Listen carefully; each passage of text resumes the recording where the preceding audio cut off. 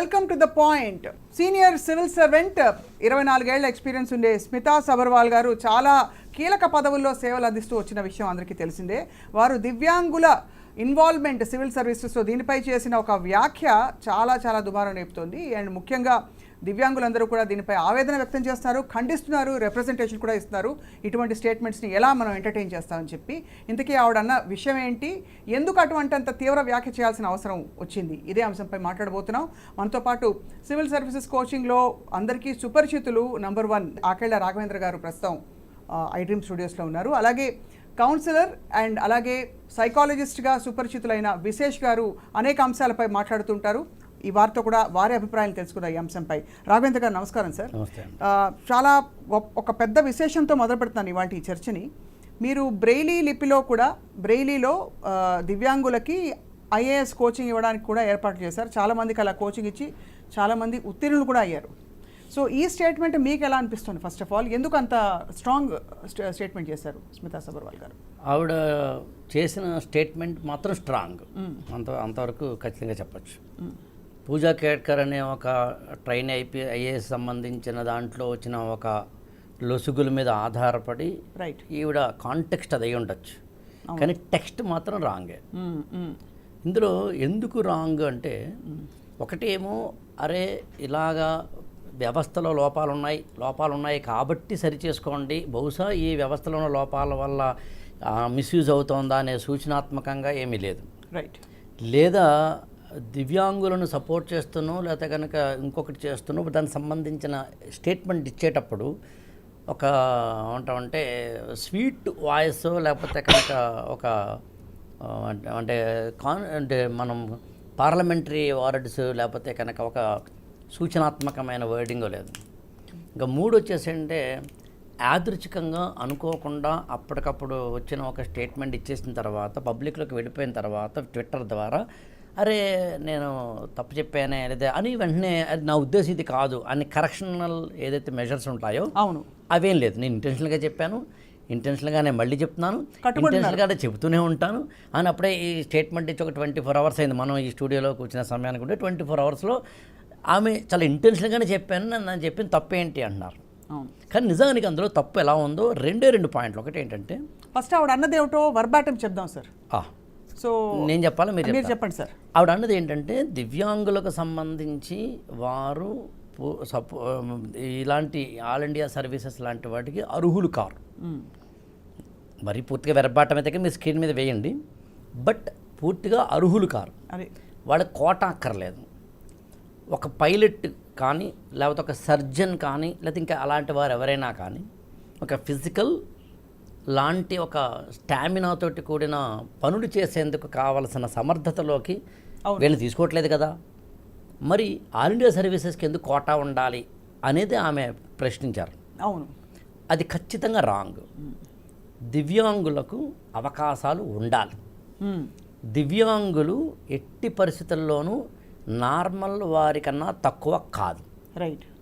మనము డెమోక్రటిక్ సొసైటీలో డొమైన్లో ఉన్న ఈ రోజుల్లో అసలు ఏ వ్యక్తి ఎందులోనూ తక్కువ కాడు అనేది పాయింట్. కరెక్ట్. అది స్త్రీ పురుషుడి కన్నా తక్కువ కాదు, పలానా కులం వారు పలానా కులం వారి కన్నా తక్కువ కాదు, పలానా ప్రాంతం వారు పలానా ప్రాంతం వారి కన్నా తక్కువ కాదు, ఇన్క్లూడింగ్ ఆటో వాళ్ళైనా రిక్షా వాళ్ళైనా కానీ మన ముగ్గురి కన్నా తక్కువ కాదు. అది కరెక్టే. ఈ డెమోక్రటిక్ సెటప్ని ఏ కారణం చేతనైనా సబ్కాన్షియస్ మైండ్లో నార్మల్ కామన్ సిటిజన్ లేకపోయినా కొంచెం పర్లేదు, ఉండద్దంటలేదు నేను, ఉండకపోయినా పర్లేదు అంటలేదు, ఉండకపోయినా దాని డ్యామేజ్ తక్కువ. సివిల్ సర్వెంట్స్కి ఉండకూడదు. అది అందులో 24 years ఆఫ్ ఎక్స్పీరియన్స్ ఉన్న ఒక సీనియర్ మోస్ట్ సివిల్ సర్వెంట్, అందులోనూ రాష్ట్రంలో చాలా కీలకమైన పదవుల్లో ఉన్న వ్యక్తిగా ఆవిడ ఇవ్వకూడదు. ఇవ్వడం వల్ల మాత్రం the morale of the specially abled personalities or differently abled personalities whatever you name it, దివ్యాంగుల మొరేల్కి మాత్రం అది ఇబ్బంది. తప్పకుండా ఇది అంటే ఖండించవలసిన స్టేట్మెంట్. ఆవిడ ఎందుకన్నారో మరింత అంటే దగ్గరగా పరిశీలిస్తే, అంటే ఇంత పెద్ద స్టేట్మెంట్ ఆవిడ సర్వీస్లో ఉండగా అండం అంటే చాలా ధైర్యం చేసి ఆవిడ ఆంతర్యం ఏముంటుంది, ఆవిడ తీసిపడేసే ఆఫీసర్ మాత్రం కాదు. చాలా అంటే మంచి పేరు తెచ్చుకున్న ఆఫీసరు, అంటే అన్ని విధాలా కూడా అందరికీ చాలా సుపరిచితుల. ఎగ్జాక్ట్లీ. అందులో అంటే మీరు ఆ పదం చెప్తే నేను ఒకసారి సింపుల్గా చెప్తాను. చాలామంది సివిల్ సర్వీసెస్ యాస్పిరెంట్స్ తమ సెల్ ఫోన్లో వాట్సాప్లో డీపీగానో లేకపోతే స్టేటస్లోనో రైట్, లేకపోతే కనుక స్క్రీన్ సేవర్గానో పెట్టుకునే ఒక ఐఏఎస్ ఆఫీసర్ ఆమె. అవును. అందుకని మనం ఇంకా దీని మీద చాలా ఏమంటే సుస్పష్టంగానే మాట్లాడాల్సి ఉంటుంది, ఇంపాక్ట్ ఎక్కువ ఉంటుంది కాబట్టి. కరెక్ట్. విశేష్ గారు, అసలు మనకి ఎగ్జాంపుల్స్ తీసుకుంటే చాలామంది బహుశా దివ్యాంగులు అంటే సక్సెస్ఫుల్ సివిల్ సర్వెంట్స్గా మనకి ఎగ్జాంపుల్స్ చెప్పుకోవచ్చేమో. కానీ as a nature of a job కొన్నిటికి కొన్ని ఫ్యాకల్టీస్ ఉండాలి అనే చందంగా చూస్తే సివిల్ సర్వీసెస్కి దివ్యాంగులు అర్హులు కారు అనే స్టేట్మెంట్లో ఎంత వాస్తవం ఉందంట? ఫస్ట్ పాయింట్, ఆమె సివిల్ సర్వీసెస్ మొత్తానికి అనలేదు. ఐఏఎస్, ఐపీఎస్, ఐఎఫ్ఓఎస్ ఈ 3 సర్వీసులకు సంబంధించి ఎక్కువ శ్రమ, ఎక్కువసేపు పనిచేయాల్సిన అవసరం ఉంటుంది. కాబట్టి అటువంటి శక్తి సామర్థ్యాలు తక్కువగా ఉండే దివ్యాంగులకు ఎందుకు రిజర్వేషన్ ఇవ్వాలనేది ఆమె ఉద్దేశం. ఆమె చేసిన ట్వీట్ నా దగ్గర ఉంది. ఓకే, సో అయితే ఇది ఒక ఐఏఎస్ ఆఫీసర్గా స్మితా సబర్వాల్ చేసిందని నేను అంత అనుకోవట్లేదు. అవును, Smita Sabharwal as an individual, correct, okay, as a person who is against reservations చేసిందని నేను భావిస్తున్నా. ఎందుకంటే మన సమాజంలో చాలామంది ఐఏఎస్, ఐపీఎస్ ఆఫీసర్లు కానివ్వండి, ప్రభుత్వ అధినేతలు కానివ్వండి, చాలామంది ఎంత పెద్ద స్థాయిలో ఉన్న వాళ్లకు కూడా రిజర్వేషన్స్ పట్ల ఒక రకమైన వ్యతిరేకత ఉంది. అవును, వీళ్ళు ఏదో మన జాబ్స్ లాక్కెళ్తున్నారు, వీళ్ళు మనకు మెరిట్ ఉన్న వాళ్ళకి నాశనం చేస్తున్నారనే ఒక దురభిప్రాయం ఖచ్చితంగా ఉంది. కరెక్ట్. సో దానివల్ల ఏమవుతుందంటే అయితే దానివల్ల ఇటువంటి కామెంట్స్ అప్పుడప్పుడు మనం వింటూ ఉంటాం రిజర్వేషన్ వ్యతిరేకంగా. ఈ కామెంట్ అయితే నేను పర్టికులర్గా ఏమనుకుంటున్నా అంటే ఆ పూజా ఖేట్కర్ ఎవరో ఉన్నారు కదా, ఆ నేపథ్యంలోనూ ఇంకో 4-5 కేసులు బయటపడ్డాయి. ఇటువంటి డిజబిలిటీకి సంబంధించిన దొంగ సర్టిఫికెట్లు పెట్టి సో వాళ్ళు ఐఏఎస్కి ఎంపికయ్యారు అనేది ఒక ఇదైతే బయటకు వచ్చింది. అంటే దొంగ సర్టిఫికెట్లు ఎవరు పెట్టినా ఖండించాలి, అది వేరే సంగతి. సరే, ఇప్పుడు ఆమె దొంగ సర్టిఫికెట్ల కోసమే అని ఉంటే మనం ఇంత చర్చించుకునే వాళ్ళం కాదు.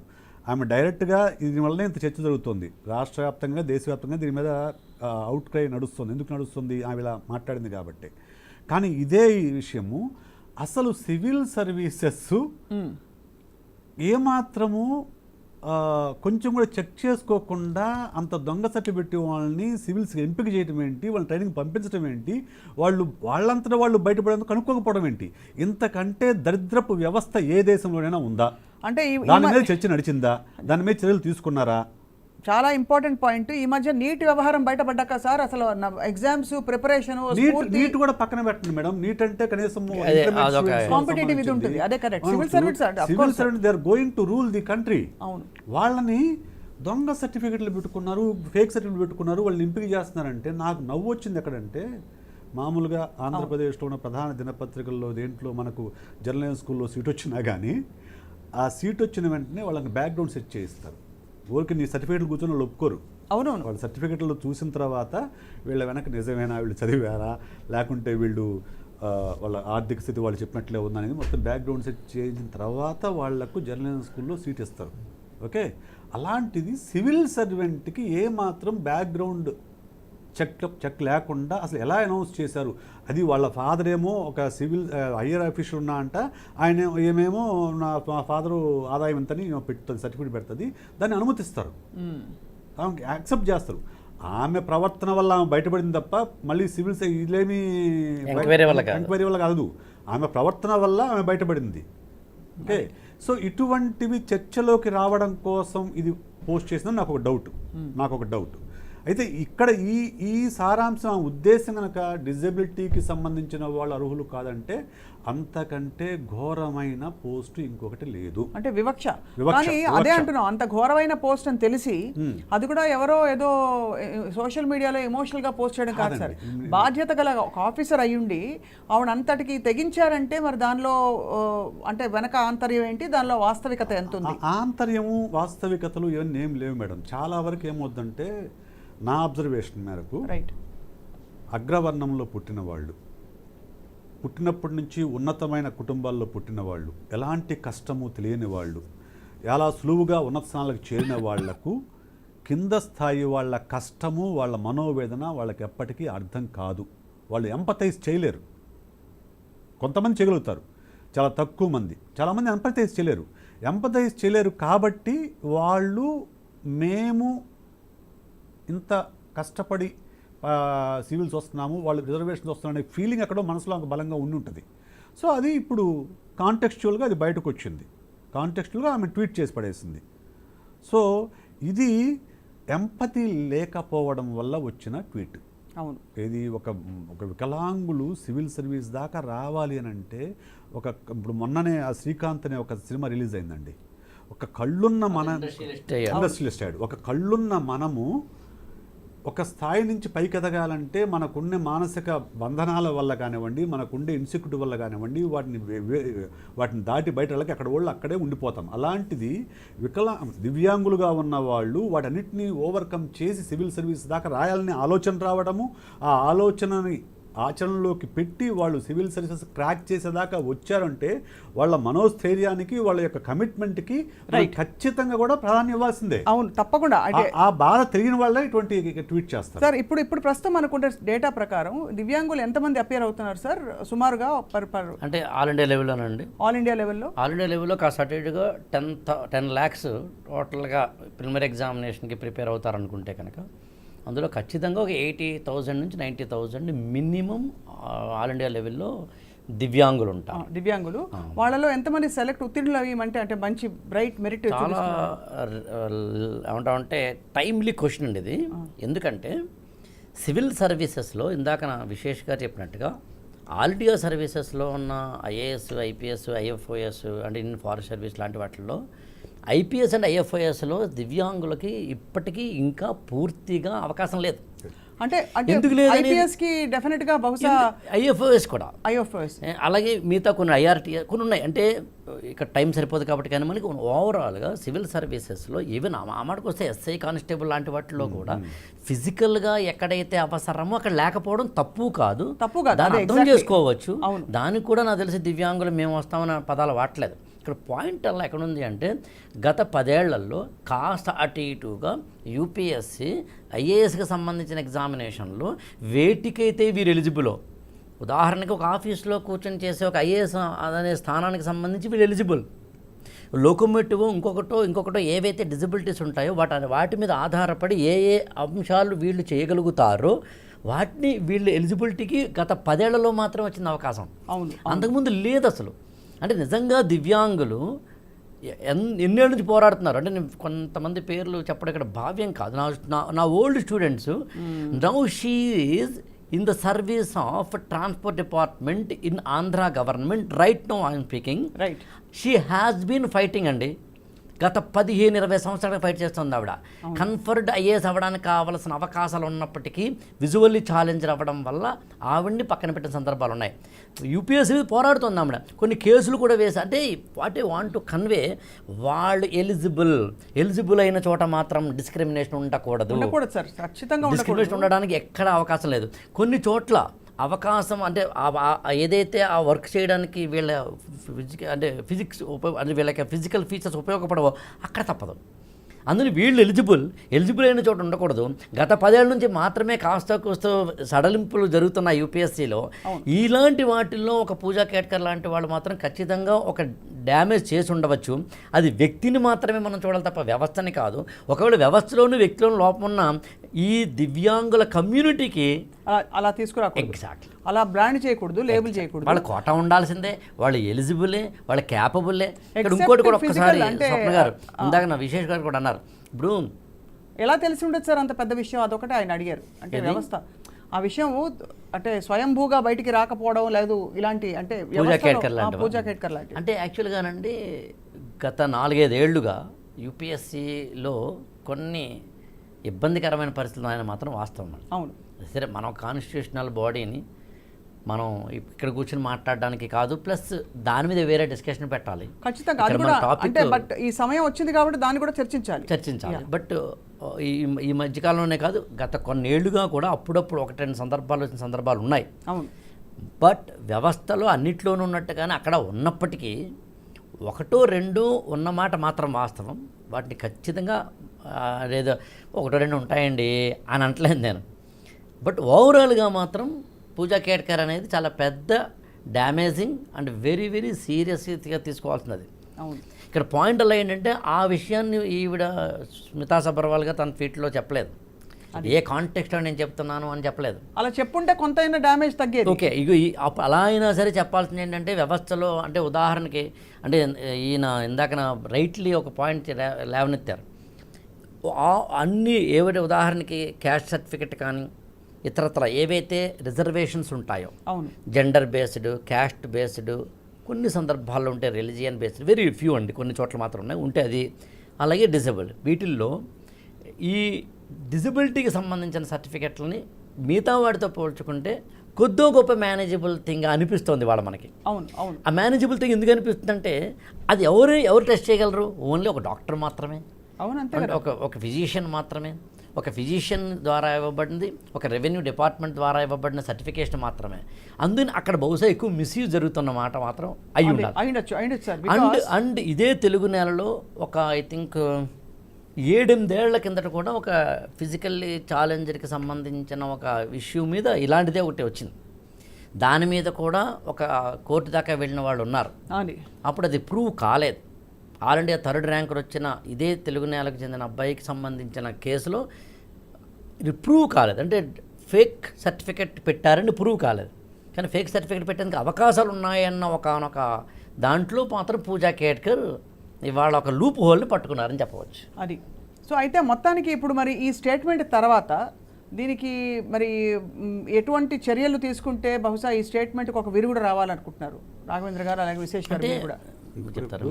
ఒకటండి, ఆమె స్టేట్మెంట్ ఇచ్చేంత మాత్రాన మనకు సివిల్స్లో ఉన్న రిజర్వేషన్స్ ఏమీ తీసేయడం అసాధ్యం. తీయరు, కానీ ఒక మొరాల్ దెబ్బతింటుంది కదా. ఒక ఎవరి మొరాల్ దెబ్బతింటుంది? నాకు తెలిసి ఇంకా చాలా బలంగా దివ్యాంగులు ఫైట్ చేస్తారని అనుకుంటున్నాను. ఈమె ట్వీట్ వల్ల దివ్యాంగులు ఇంకా సంఘటితమవుతారు. స్మితా సబర్వాల్కు వ్యతిరేకంగా, స్మితా సబర్వాల్ యొక్క వ్యాఖ్యలకు వ్యతిరేకంగా వాళ్ళు ఖచ్చితంగా ఉద్యమం చేస్తారు. ఇంకా వాళ్ళు మాకు ఇంకా బెటర్ రైట్స్ కావాలని చెప్పి ఫైట్ చేయడానికి ఇది ఇన్స్టిగేట్ చేస్తుందనేది నా ఫీలింగ్. ఎందుకంటే ఇప్పుడు వరకు కొంతమందికి ఎందుకులే మనకెందుకులే మన అక్కడ దాకా వెళ్దాం అనుకునే వాళ్ళకి కూడా మనం ఎందుకు చేయకూడదు, ఇలా మనల్ని ఇంకా డిస్క్రిమినేట్ చేస్తున్నారు, ప్రభుత్వం ఏదో మనకు నాకు తెలియదు 10 ఏళ్ల నుంచే అంటున్నారు రాఘవేంద్ర గారు, 10 ఏళ్ల నుంచే మనకు కొంచెం అవకాశం వస్తుంది, దాన్ని కూడా భరించలేని స్థితిలో అవతల వాళ్ళు ఉన్నప్పుడు, ఏది మీకు కళ్ళు చెవులు ముక్కు అన్నీ బాగుండివి మీరు సివిల్స్ రాస్తున్నారు, మాకేదో ఒక లోపం పెట్టుకొని మేము సివిల్స్ రాస్తున్నాము, మాకు కొద్దిపాటి వెసులుబాటు కల్పిస్తే దాన్ని కూడా భరించలేకపోవడం, దీన్నే ఓర్వలేనితనం అంటాం మనం తెలుగులో. మనం ఓర్వలేనితనం అనేది ఎందుకు ఒక సివిల్ సర్వెంట్కి మా పట్ల ఎందుకంత వివక్ష అనే ఒక ఫీలింగ్ కనుక వస్తే వాళ్ళు ఇంతకంటే బలంగా ఇంతకంటే ఎక్కువ మంది సివిల్స్ రాయాలని, ఇంతకంటే ఎక్కువ మంది సివిల్స్ అడగాలని నేను కోరుకుంటున్నాను. కరెక్ట్, చాలా మీరు అన్న పాయింట్ చాలా బాగుంది. The spirit of inclusivity and ఈక్వాలిటీకి ఇది భంగం కలిగించే విధంగా ఉన్నప్పటికీ ఎలాగైతే ఇప్పుడు పోలీసు సార్ చెప్పినట్టు కొన్ని పోలీస్ పరీక్షలకు కావచ్చు, ఇంకో దేనికో కావచ్చు, నువ్వు మినిమం ఇంత హైట్ ఉండాలి, ఇంత వెయిట్ ఉండాలి, అది ఇది అంటారు. మాకు ఇంత హైట్ తక్కువ అయితే నేను పనికిరానా అని చెప్పి అడిగేవాళ్ళని, ఎలా అయితే మనం ఒక వ్యవస్థ, మనం ఒక వ్యవస్థ కాదు, దీనికి ఇవి స్ట్రిక్ట్ రిక్వైర్మెంట్స్ ఉన్నాయని, అలాగా మనకి సర్వీసెస్లో కూడా కొన్నిటికి రిక్వైర్మెంట్స్ పెట్టి కొన్నిటికి అవసరం లేదు, వీటికి ఎవ్రీబడి ఈజ్ ఎలిజిబుల్ అనే సొల్యూషన్ ఫేర్ అంటారా? ఖచ్చితంగా. ఎందుకంటే ఇప్పుడు కొన్ని ఫిజికల్ యాక్టివిటీ చేయాల్సిన పనులు ఉంటాయి కదా సార్, అక్కడ ఖచ్చితంగా అన్ని రకాలుగా ఫిజికల్గా ఫిట్గా ఉండాలి. ఇది మనం పెట్టుకుంది, ఆర్మీకి కానివ్వండి, పోలీసులకు కానివ్వండి, ఇంకోటి కానివ్వండి. కొన్ని జాబ్స్కి మెదడుతో సంబంధించిన తెలివితేటలు ఉండాలి. వాటికి నువ్వు ఫిజికల్ ఫిట్నెస్ ఉందా, లేకుంటే నీకు విజువల్ అది మొత్తం క్లియర్గా ఉందనేది అది కాదు. వాళ్ళకి కావాల్సిన తెలివితేటలు కావాలి. ఆ తెలివితేటల కొలమానంగా ఎగ్జామ్ నడుస్తుంది. ఆ తెలివితేటల కొలమానం ఎగ్జామ్ నడుస్తుంది. కానీ నిజంగా దివ్యాంగుల కంటే కూడా నిజమైన వికలాంగులు ఎవరైనా ఉన్నారు అంటే వాళ్ళు తమ ఆలోచనల్లో ఏమాత్రం మార్చుకోకుండా ఉన్న వాళ్ళు నిజమైన వికలాంగులు, దివ్యాంగులు కాదు. వాళ్ళు at least they are fighting against their adversities and they are trying to do something in their life. Okay, they trying to achieve something in their life. వాళ్ళని ఎందుకు డిస్కరేజ్ చేయాలి? అసలు వాళ్ళని ఎందుకు డిస్కరేజ్ చేయాలి? వాళ్ళకి ఇంకా బెటర్ ఆపర్చునిటీస్ ఇవ్వాలి. ఎందుకు మీరు అన్నారే, ఇంతకు ముందైతే అండి సమాజంలో గత ఒక 50 ఏళ్ల కిందట ఇప్పుడు మనం తీసుకుంటే వాళ్ళని మనం వికలాంగులని పిలిచేవాళ్ళం. ఇప్పుడు ఎందుకు దివ్యాంగులను పిలుస్తున్నాము అంటే వికలాంగులని పిలవడం వాళ్ళకి సెగ్రిగేట్ చేస్తుంది కాబట్టి, డిస్క్రిమినేషన్ ఉంది కాబట్టి. దివ్యాంగులు అంటే కూడా అలాగే ఉంటుంది సార్, పేరు వేరే. దివ్యాంగులు అంటేనే everybody knows they are physically challenged అనే అంటే అట్లీస్ట్ పదజాలం డిఫరెంట్లీ ఏబుల్డ్ అనేవారు మధ్యలో, ఇప్పుడు స్పెషల్లీ ఏబుల్డ్ అంటున్నారు. అవును, స్పెషల్లీ ఏదైనా ఒక పదం ఆ వాడడంలో పదం ఆటోమేటిక్గా సెగ్రిగేట్ చేస్తుంది కదా. సెగ్రిగేట్ అది ఓకే, కానీ వికలాంగులు అనటంలోనూ దివ్యాంగులు అనడం చాలా డిఫరెన్స్ ఉంది. అవును, చాలా డిఫరెన్స్ ఉంది. దివ్యాంగులు అంటే దివ్యమైన అంగం ఉన్నాం అంటే కనిపించని ఏదో శక్తి ఉన్న అంటే that is the new normal, the new perfection. New perfect. ఎందుకు మనము సమాజము డెవలప్ అయ్యే కొద్దీ మారే కొద్దీ మనం ఇంక్లూజివిటీ వైపు వెళ్తున్నాం. అవును, ఓకే, ఇంతకు ముందులా డిస్క్రిమినేట్ చేయట్లా, మనము రకరకాల వ్యక్తులు ఇంక్లూజ్ చేసుకోవడం మీద దృష్టి పెడుతున్నాం. అలాగే మానసిక ఈ డిజబిలిటీ, మెంటల్ డిజబిలిటీ ఉన్న వాళ్ళకి కూడా వాళ్ళు కూడా స్పెషల్లీ ఏబుల్డ్ పర్సన్ అని చెప్పి వాళ్ళకు కూడా కొన్ని ఉద్యోగాల్లో మనకు అవకాశం మనం కల్పిస్తున్నాం, చిన్న చిన్న ఉద్యోగాల్లో.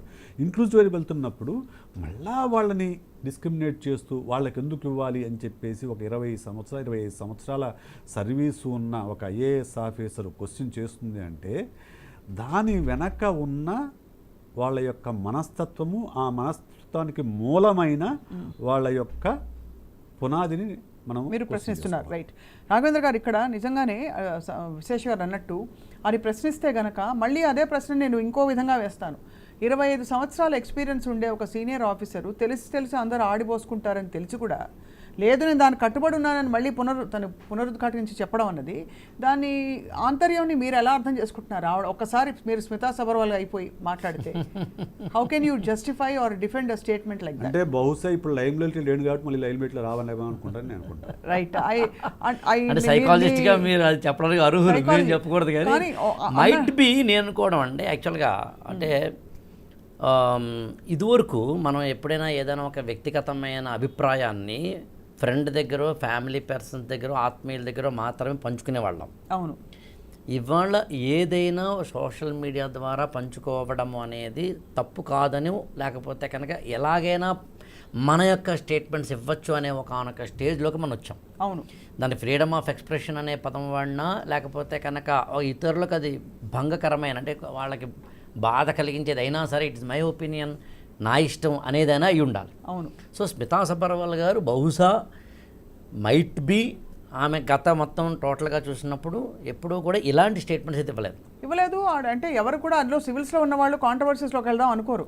ఎందుకంటే రేపటి రోజున ఎక్కడైనా పైకి ఇంకోటి ఏంటంటే ఇందులో చాలా అంటే ఇలాంటి స్టేట్మెంట్ ఇచ్చినప్పుడు దీనికి సంబంధించి చట్టపరమైన ఇష్యూస్ని కూడా ఆవిడ ఫేస్ చేయాల్సి రావచ్చు. ఆ మాత్రం తెలియకుండా ఉండరుగా.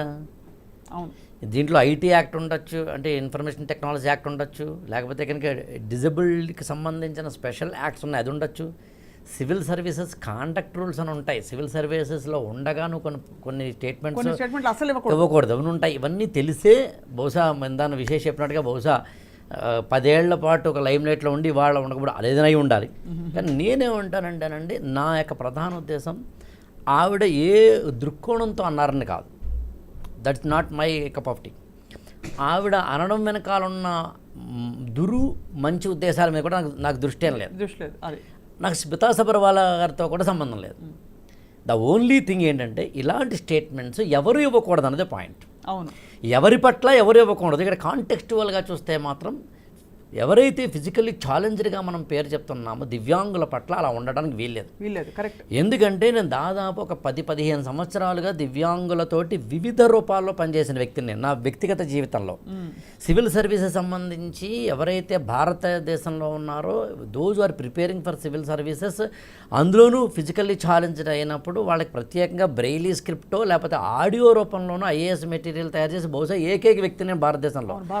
సో నాకు చాలా స్పష్టమైన అవగాహన. మీరు ఎక్కడైనా చిన్న బాటిల్ నెక్స్ ఏమన్నా చూసారా సార్? వాళ్ళు నేర్చుకుంటున్న క్రమంలో మీరు ఏమన్నా నిజంగా కొన్ని ఇంకా ఈ గుణగణాలు ఉంటే బాగుండు ఇతరులతో, సాధారణంగా అందరిలో ఉండే గుణగణాలే వీళ్ళలో ఉన్నాయా? నేర్చుకునే తత్వం వాళ్ళల్లో కించిత్ కూడా చూడలేం మనం. చూడలేరు. కాబట్టి అన్ని విధాల వారు అర్హులు. అన్ని విధాల అర్హులు. ఇంకోటి ఏంటంటే మామూలుగా ఇది కామన్ సెన్స్, మనందరి ఎక్స్పీరియన్స్ కూడా. ఫిజికల్లీ ఛాలెంజ్డ్ అయిన ఒక వ్యక్తిని ఎవరైనా కానీ, అది కన్ను లేదని ఉదాహరణ తీసుకుంటే, వాళ్ళు ఇంకొక ఏదో ఒక కళలో అత్యున్నతంగా ఉంటారు. అవును, ఎందుకంటే వాళ్ళకి ఆ ఫ్యాకల్టీస్ అలా డెవలప్ అవుతాయి నిజంగా. అంటే మనకి సర్వైవల్ ఆఫ్ ద ఫిట్టెస్ట్ అనే దాని ప్రకారం మన ఇంద్రియాల ద్వారా, మన నాలెడ్జ్ నేర్చుకునేది ఇంద్రియాల ద్వారా.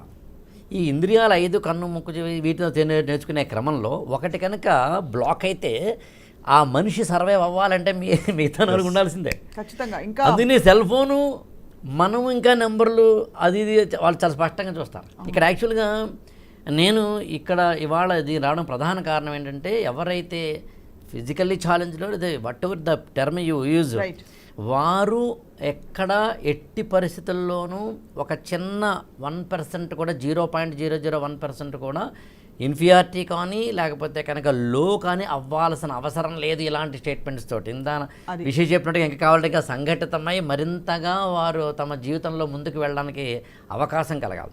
2, డిజబిలిటీ అనేది ఒక వ్యక్తి కోరుకోడు, తన ప్రమేయం లేకుండా తన జీవితంలోకి వస్తుంది. ఇవాళకి ఇంకా మనం ఎవరైనా ఒక పోలియోతోటి కూడిన వ్యక్తిని చూస్తే మనసు ద్రవించిపోతుంది. అదేంటిది, ఏ తప్పు చేశాడని, ఏదో ఒక చిన్న కారణంగా చిన్నప్పుడు లేదా అప్పుడప్పుడు న్యూరలాజికల్ ప్రాబ్లమ్స్ వచ్చో, లేదా ఇంకొకటి చిన్న చిన్న మా ఫ్రెండ్ ఒక అతను రాజమండ్రిలో ఉన్నాడు. ఆయన వాళ్ళ అబ్బాయికి కరెంట్ షాక్ తగిలి, అతనికి 10 ఏళ్ళు ఉంటాయనుకుంటా, వాళ్ళ అబ్బాయికి కరెంట్ షాక్ తగిలి, అది నేను మాట్లాడుతుంది 6 నెలల కిందట, 1 ఇయర్ బ్యాక్ అనుకుందామండి. హై టెన్షన్ కరెంట్ షాక్ తగిలి దాదాపుగా ఒక చెయ్యి ఒక కాలు తీశారండి. ఒక చెయ్యి ఒక కాలు తీసేసిన తర్వాత ఎంత బాధ ఉంటుందండి పేరెంట్స్కి.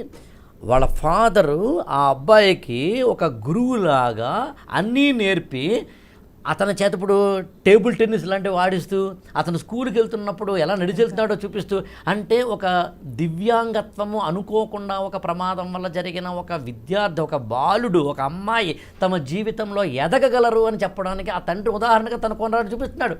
ఇవాళ అరుణిమ సిన్హా లాంటి వాళ్ళు ఒక కాలు లేకపోతే ఎవరెస్ట్ ఎక్కారు. స్టీఫెన్ హాకింగ్ లాంటి వాళ్ళు తమకి మొత్తం ఈ బాడీలో ఏ పార్ట్ పనిచేయదు, అయినా they have contributed a lot to the world. Yes, అది ఇప్పుడు ఇవాళ మనం ఈవిడ యాక్చువల్గా ఇంకా చెప్పాలి అంటే ఆ వాళ్ళలో కాన్ఫిడెన్స్ లెవెల్ని పెంచడానికి ఈ స్టేట్మెంట్ ఉపయోగపడుతుంది. వాళ్ళు కాన్ఫిడెన్స్ ఉండాలి కూడా, వాళ్ళని కదా అందరూ ఉండాలి. ఇక్కడ ఎవరైతే ఇప్పుడు మనం మామూలుగా మన సమాజంలో అసలు డెమోక్రటిక్ లేకపోతే సివిలైజ్డ్ అంటే అర్థం ఏంటండి, ఒకరు ఇంకొకరు ఎక్కడైతే ఒక డిస్క్రిమినేషన్ ఉంటుందో గత కాలంలో బార్బారిక్ సిచ్యుయేషన్స్లో అది లేకుండా చేయడమే మనం చేయాల్సింది. అది స్త్రీ పట్ల కావచ్చండి, కులం పట్ల కావచ్చండి, అవిద్య పట్ల కావచ్చు, అన్ఎడ్యుకేషన్ కావచ్చు, ఫిజికల్లీ ఛాలెంజర్ కావచ్చు, కలర్ కావచ్చు, anything what ever you name it. Body shaming ఇవాళ హౌ కెన్ యూ ఎక్స్పెక్ట్, ఎలా ఒప్పుకుంటాము? కానీ ఒకటే సార్, ఇప్పుడు ఒక ఎలా అయితే ఈ స్టేట్మెంట్ ఒక బాధ్యత గల ఆఫీసర్ ట్విట్టర్లో ఇలా పోస్ట్ అవ్వడం, అందరూ గళం ఎత్తి ప్రశ్నించడం, మాట్లాడడం జరుగుతుందో, అనామకులు నోటికొచ్చినట్టు పోస్ట్ చేసే విషయాలు కూడా ఖండించబడాలి. ఎందుకంటే నేను ఎందుకు ఇందాక రిజర్వేషన్ ప్రస్తావన తీసుకొచ్చానంటే, ఆ ట్వీట్ కింద మనం వెళ్ళి చూస్తే అన్నీ కూడా రిజర్వేషన్కి వ్యతిరేకంగా కామెంట్స్ ఉన్నాయి. అంటే ఇక్కడ మొదలయ్యి అది చిన్నగా రిజర్వేషన్ అన్ని ఎత్తేయాలనే దగ్గరికి వెళ్తుంది. సో నాకు ఆమె క్యాస్ట్ ఏంటో, ఆమె ఏ వర్గం నుంచి నాకు తెలియదు. ఆమె ట్వీట్ను బట్టి నాకు అర్థమవుతుంది ఆమె ఖచ్చితంగా అగ్రవర్ణం నుంచే వచ్చి ఉండవచ్చు అని ఒక భావన అని నా ఫీలింగ్. అటువంటి వాళ్ళకే కింది స్థాయి వాళ్ళు ఎందుకు రిజర్వేషన్ అనేది ఫస్ట్ పాయింట్ మనం అర్థం చేసుకోవాలంటే, రిజర్వేషన్ అనేది క్యాస్ట్ బేస్డ్ ఇచ్చేది కాదు. కరెక్ట్. అంటే ఫైనాన్షియల్ ఆర్థిక స్థాయిని ఇచ్చేది కాదు. కొన్ని కులాల వాళ్లకు సామాజికంగా వాళ్ళని కింది చూపు చూస్తున్నారు కాబట్టి, దాని ప్రభావం వాళ్ళ మానసిక స్థితి పైన ఉంటుంది కాబట్టి, దాని ప్రభావం వాళ్ళ పెర్ఫార్మెన్స్ పైన ఉంటుంది కాబట్టి, దాన్ని కొంచెం కాంపెన్సేట్ చేయడం కోసం రిజర్వేషన్ కల్పించారు తప్ప, డబ్బులున్నంత మాత్రాన వాళ్ళకి ఎందుకు రిజర్వేషన్ ఇవ్వాలనే వాదన తప్పే, అసలు పూర్తిగా తప్పు. ఎందుకంటే ఒక బాగా చదువుకునే కుర్రాడిని నేను నా పర్సనల్ ఎగ్జాంపులే చెప్తా, మా ఇంట్లో విషయమే చెప్తా. మా అబ్బాయి చాలా బ్రైట్ స్టూడెంట్, టాప్ 5లో ఎప్పుడూ ఉంటాడు. ఇంటర్మీడియట్ ఫస్ట్ ఇయర్లో నాకు తెలియకుండా తన క్లాస్మేట్ ఒకడు, సెకండ్ ఇయర్లో తన క్లాస్మేట్ ఒకడు అతను బుల్లింగ్ చేయడం మొదలుపెట్టాడు. బుల్లింగ్ చేయడం మొదలుపెట్టిన తర్వాత వీడి పర్ఫార్మెన్స్ ఇలా ఇలా ఇలా ఇలా ఇలా డ్రాప్ అవుతూ వచ్చి so he scored good score in intermediate, but he couldn't get through the IIT, ఇది క్లియర్ చేయలేకపోయాడు. తర్వాత నాకు 6 months తర్వాత when I'm talking to him in conversation he explain about ఏం జరిగింది అంటే చెప్పుకుంటూ వచ్చాడు. అంటే ఒక మామూలుగా అన్నీ బాగుండి, తెలివితేటలు అన్నీ బాగుండి, అన్ని సౌకర్యాలు ఉండి ఏసీ రూమ్లో ఉన్న పిల్లవాడిపైనే ఒక క్లాస్మేట్ యొక్క వ్యాఖ్యలు అంత బలంగా పనిచేసి వాడి పెర్ఫార్మెన్స్ని దెబ్బతీసినప్పుడు, ఏ సౌకర్యాలు లేకుండా ఉన్న కుటుంబాల నుంచి బయటకు వచ్చిన వాళ్ళని సమాజంలో ఉన్న ప్రతి ఒక్కళ్ళు కులం పేరు పెట్టి దూషిస్తూ ఉన్నప్పుడు వాళ్ళ మానసిక స్థితి పైన దాని ప్రభావం ఎంత బలంగా ఉంటుంది. అదే పరిస్థితి ఇప్పుడు ఈ దివ్యాంగుల పైన కూడా. దివ్యాంగులని ఎవరు కూడా సమానంగా చూస్తారని ఏదో అనుకోనండి. మనం అనుకుంటాం కానీ అది అంతర్లీనంగా ఒక వివక్ష ఉంటుంది అంటారు. 100 ఉపన్యాసం మనం చెప్తాం కానీ మనము వాళ్ళ పట్ల చూసే చూపులోనే ఒక వివక్ష ఉంటుంది, ఒక చూపులోనే ఒక వివక్ష ఉంటుంది. అందరూ అని కాదు, కొంత మెజారిటీ మెజారిటీ ఖచ్చితంగా ఎంపతైజ్ చేసే వాళ్ళు ఉంటారు, కానీ మెజారిటీ పీపుల్ వాళ్ళని కుంటోడా, గుడ్డోడా, నడ్డోడా, పల్లెటూరులో అయితే ఇలాంటి పేరుతోనే పిలుస్తారు వాళ్ళని. ఇప్పుడు తగ్గింది, ఇప్పుడు బాగా అంటే ఒకటి ఇప్పుడు కోర్టులో కూడా కొన్ని డైరెక్షన్స్ ఉన్నాయి కదా, డైరెక్షన్స్ ఉన్నాయి కాబట్టి అదేనంటుంది తగ్గింది, తగ్గాలి కూడా. కోర్టులు కాకుండా పోలీసులు కేసులు పెడతాయి అనే భయంతో పిలవడం లేదు తప్ప వాళ్ళ పట్ల ఎంపతితో కాదు. సో అటువంటి పరిస్థితుల్లో వాళ్ళు సివిల్స్ దాకా వెళ్ళారు అని అంటే వాళ్ళని అప్రిషియేట్ చేయాలి, ఖచ్చితంగా అప్రిషియేట్ చేయాలి, వాళ్ళకి ఇంకా మంచిగా ప్రోత్సహించాలి. కానీ వాళ్ళకి ఎందుకు ఇవ్వాలి, వీళ్ళకి ఎందుకు ఇవ్వాలి క్వశ్చన్ చేసుకుంటూ కూర్చొని ఇలాంటి సీనియర్ ఆఫీసర్లు కూడా పాపం. రైట్ సార్, ఫైనలీ ఒక పాయింట్ అండి, ఆయన అదే చెక్ చేస్తాను యాక్చువల్గా ఆమె ట్విట్టర్ని. ఆమె ఒక చోట ఇందాక మీరు చెప్పినట్టుగానే ఆమె ఒక చోట ఈ రిజర్వేషన్ సంబంధించి ఎవరైతే ఆల్రెడీ ధనవంతులైన వాళ్ళ పిల్లలకి రిజర్వేషన్స్ చేయకూడదు కదా అనేది కూడా ఈ ట్వీట్లో పెట్టారు ఆవిడ. Right, that is the reason. కిందన విషయం చెప్పినట్టుగా కిందన ఉన్న కామెంట్స్లో యాక్చువల్గా ఇక్కడ ఈ ఇష్యూ విషయంలో మాత్రం రిజర్వేషన్స్, కోటా ఇవేమీ కావు. వర్నరబుల్ సెక్షన్స్ ఎవరైతే ఉంటారో వారి పట్ల మిగతా వారు సానుభూత, సహానుభూత, అనుభూత, సింపతియా, ఎంపతియా, ఎపతియా ఏమిటనే పదాలు వాడద్దు. చట్టమా భయపడైనా సరే, బట్ మనం డెమోక్రటిక్గా, సివిలైజ్డ్గా మాత్రం ఉండాల్సిందే. రైట్, ఉన్నంతలో మనం వారిని హక్కున చేర్చుకోవాల్సిందే. హక్కును చేర్చుకోవడం అనేది ఏదో డ్రమటిక్గా పదం వాడలేదు నేను. అందరూ ఇన్క్లూజివ్నెస్ ఏదైతే మనం మాట్లాడుతున్నామో, పైగా భారత రాజ్యాంగంలో ఆర్టికల్ 320 నుంచి దాదాపుగా 8-9 ఆర్టికల్స్ ఓన్లీ వల్నరబుల్ సెక్షన్స్ గురించి మాత్రమే చెప్తుంది. మైనారిటీ కావచ్చు, లేకపోతే SC/ST బీసీల గురించి కావచ్చు, లేకపోతే కనుక డిజబుల్డ్ గురించి కావచ్చు, లేకపోతే కనుక ఉమెన్ గురించి కావచ్చు, మైనారిటీ ఆఫ్ లింగ్విస్టిక్స్ గురించి కావచ్చు. అందుకని సమాజంలో మనం ఉన్నప్పుడు ఇలాంటివి ఎట్టి పరిస్థితుల్లోనూ అనకూడదు. రాఘవేంద్ర గారు, సివిల్స్లో మహిళలకు రిజర్వేషన్ ఉన్నాయా? ఉందండి, అంటే కొన్ని అంటే నాట్ ఓపెన్గా లేదు, బట్ ఉంది. ఇప్పుడు ఈడబ్ల్యూఎస్ కూడా కొత్త వచ్చింది కదా, ఎకనామికల్ బ్యాక్వర్డ్ ఎందుకు ఉండాలి అట్లా ఇవన్నీ ఎందుకు సార్? ఇప్పుడైతే మొత్తానికి ఇప్పుడు దీని మీద యాక్షన్ ఉంటుందంటారా, ఇంకా తెలీదా? అంటే యాక్షన్ ఉంటుందా లేదా అన్నది మనం చెప్పలేం, మన స్థాయి అది కాదు. అంటే అలా కాదు, అంటే చట్ట ప్రకారం, రాజ్యాంగ చట్ట ప్రకారం ఉంది. ఇప్పుడు ఎలా ఉంటుందంటే ఎవరు దాన్ని ఇనిషియేట్ చేసుకుంటారు, అది ఏ స్థాయికి వెళుతుంది అనేది అది వేసి చూడాలి. మళ్ళీ అదొక వేరే డిస్కషన్ అవుతుంది, చట్టం ఎవరికి చుట్టము అనేది. అంటే ఒకటి సార్, ఖచ్చితంగా ఐ థింక్ ఇవాళ మీరు విశేష్ గారు చెప్పిన మాట మాత్రం చాలా, అంటే మన భారతదేశ స్ఫూర్తికి ఒక ప్రతిబింబంలా మాట్లాడారు ఇద్దరు. ఎందుకంటే ఇంక్లూజివిటీ, ఈక్వాలిటీ, డెమోక్రసీ అన్నది మన దేశంలోని కీలకమైన చాలా అవసరం స్తంభాలు. కాబట్టి అందులో ఇంకొకటి కూడా ఒక్క పాయింట్ చెప్తాను, మీరు టైం తీసుకోకుండా. మనము ఎక్కడి నుంచి వెళ్తున్నామంటే, ఒకప్పుడు మన తెలిసినా తెలియకపోయినా సాటి మనిషిని మనిషిగా చూడకుండా ఉండే ఒకనొక స్టేజ్లో ఒకప్పుడు ఉన్నాం మనం. ఒకప్పుడు అంటే ఏదో పూర్వకాలం అంటలేదు నేను, ఒక 50 ఏళ్ల కిందట, 30 ఏళ్ల కిందట, 20 ఏళ్ల కిందట. అవును, కానీ కనీసం ఇప్పుడు కూడా ఇంకా మనం సాటి మనిషిని మనిషిగా కాకుండా మన ట్యాగింగ్ తోటి చూడడం మాత్రం ఖచ్చితంగా తప్పు. ఏ ట్యాగ్ అయినా సరే అది కరెక్టే. చాలా అంటే ఆ లెవెల్ ఆఫ్ ఈక్వాలిటీ రావడానికి మరికొంత సమయం పట్టినా కూడా ఇప్పుడు మీరు అన్నట్టు చట్టానికో భయానికో ఏదో ఒకటి దాన్ని మెంటల్ రెవల్యూషన్ అంటారండి, భావ విప్లవం. ఫస్ట్ ఇక్కడ మారాలి. ఇక్కడ మారడానికి అనేకమైన అవకాశాలు మనం తీసుకుంటూ వెళ్తున్నప్పుడు, దాని తగ్గట్టుగా చట్టాలు, దాని తగ్గట్టుగా రాజ్యాంగం, దాని తగ్గట్టుగా అనేకం చేసుకుంటూ వెళ్తున్నప్పుడు ఇవాళ మళ్ళీ మనం రెట్రోస్పెక్టివ్గా చూడకూడదు. రైట్, ఆకలి రాఘవేంద్ర గారు అండ్ ఆల్సో విశేష్ గారు, మీ ఇద్దరికి కూడా ధన్యవాదాలు. అద్భుతంగా మాట్లాడేందుకు మీకు నమస్కారాలు. And thank you all for watching to the point.